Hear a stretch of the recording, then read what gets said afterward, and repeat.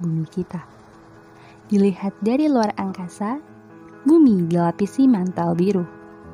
Bumi kita adalah planet di mana benua-benuanya mengecil karena samudera yang mengelilinginya serta luasnya lautan. Indonesia merupakan negara kepulauan yang terdiri dari pulau-pulau dan dikelilingi lautan yang luas, di mana hal itu menunjukkan bahwa 2/3 dari luas wilayah Indonesia merupakan perairan. Air adalah sumber kehidupan, antara lain untuk air baku konsumsi, pengairan pada pertanian, sarana rekreasi, dan untuk industri. Meski air bersih penting, sumber air bersih ternyata sudah berkurang.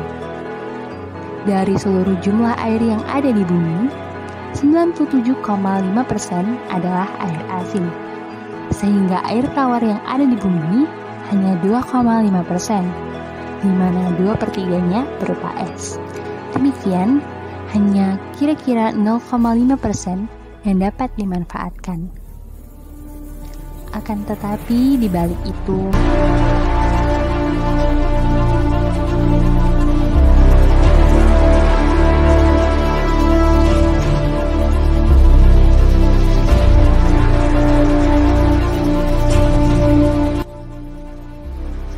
ya, kondisi perairan di Indonesia saat ini mengkhawatirkan. Pencemaran air terjadi di mana-mana, baik di laut, sungai, danau, atau bahkan saluran air yang paling dekat dengan pemukiman penduduk. Pencemaran air ini disebabkan oleh limbah pabrik, limbah pertanian, limbah peternakan, pencemaran zat kimia, dan lain-lain.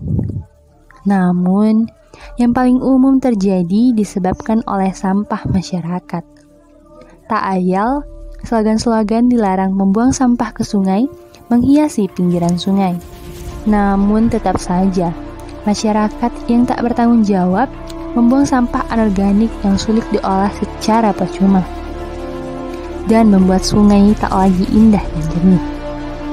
Tentunya, hal ini berdampak besar terhadap lingkungan. Di antaranya penurunan kualitas air, di mana kadar oksigen yang terlarut dalam air juga akan ikut menurun. Rusaknya tingkat keanekaragaman hayati, timbulnya berbagai penyakit dan mikroba patogen yang berkembang di air, atau bahkan menjadi pemicu bencana alam seperti banjir dan longsor.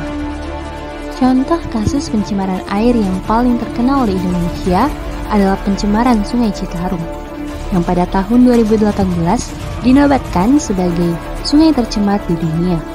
Jika terus dibiarkan, bukankah akan banyak sekali yang terkena dampaknya?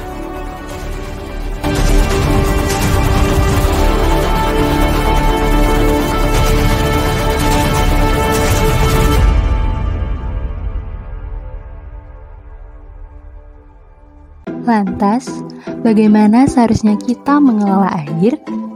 Kita dapat menjaga air dari pencemaran antara lain dengan cara melakukan pengolahan limbah dengan benar, bijak memakai air, membuat sanitasi yang baik, mengurangi deterjen, dan usaha tidak membuang sampah ke sungai ataupun ke laut.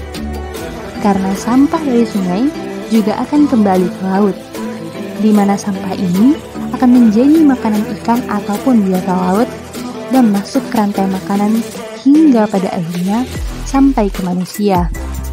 Bayangkan betapa mengerikannya efek tersebut. Nah, teman-teman sudah tahu kan betapa pentingnya kita untuk menjaga kelestarian air? Yuk kita rawat dan jaga terus sumber air dan lingkungan kita.